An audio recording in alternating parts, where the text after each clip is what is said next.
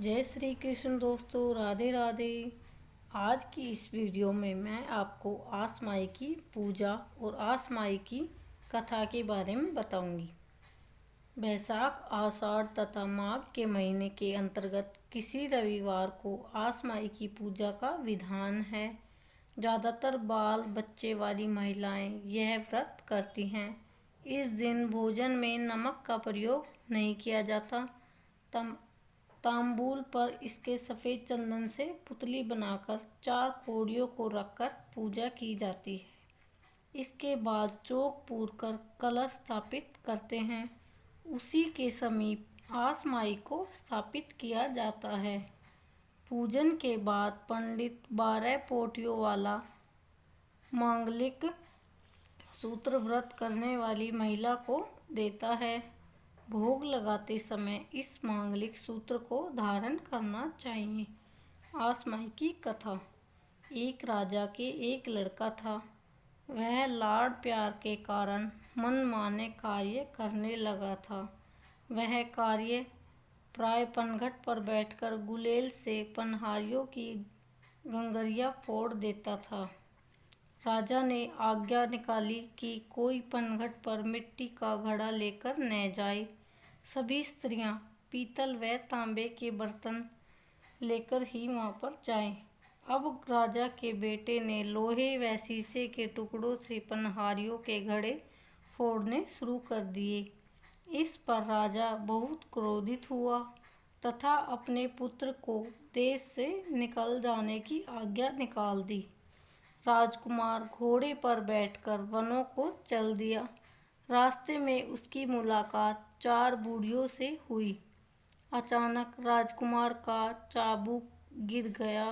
उसने घोड़े से उतरकर चाबुक उठाया तो बूढ़ियों ने समझा यह हमें प्रणाम कर रहा है।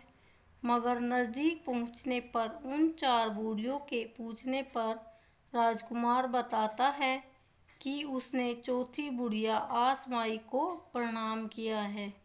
इस पर आसमाई बहुत प्रसन्न हुई तथा उसे 4 कोड़ियाँ देकर आशीर्वाद दिया कि जब तक ये कोड़ियाँ तुम्हारे पास रहेंगी तुम्हें कोई हरा नहीं सकेगा। समस्त कार्यों में तुम्हें सफलता मिलेगी। आसमाई देवी का आशीर्वाद पाकर राजकुमार आगे चल दिया। वह भ्रमण करता हुआ एक देश की राजधानी में पहुंचा। वहां का राजा जुआ खेलने में परंपरागत था। राजकुमार ने राजा को जुए में हरा दिया तथा राजा का राजपाट जुए में जीत लिया। बूढ़े मंत्री की सलाह से राजा ने उसके साथ अपनी राजकुमारी का विवाह कर दिया। राजकुमारी बहुत ही शीलवान थी तथा सदाचारिणी थी। महल में सास ननद के अभाव में वह कपड़े की गुड़ियों द्वारा सास ननद की परिकल्पना करके उनके चरणों को आंचल पसारकर छूने तथा आशीर्वाद पाने लगी। एक दिन यह सब करते हुए राजकुमार से सास ननद की सेवा करने की अपनी इच्छा बताई। इस पर राजकुमार सेना लेकर अपने घर को चल दिया। अपने पिता के यहाँ पहुँचने पर उसने देखा उसके माँ बाप निरंतर रोते रहते हैं, अंधे हो गए। पुत्र का समाचार पाकर राजा रानी बहुत ही प्रसन्न हुई। महल में प्रवेश करने पर बहू ने सास के चरण छुए। सास के आशीर्वाद से कुछ दिन बाद उनके यहाँ एक सुंदर बालक का जन्म हुआ। आसमाई की कृपा से राजा रानी के नेत्रों की ज्योति लौट आई तथा उनके सारे कष्ट दूर हो गए। फ्रेंड्स, अगर आपको मेरी वीडियो अच्छी लगे तो लाइक, शेयर और कमेंट ज़रूर करना और कमेंट बॉक्स में लिखना राधे राधे।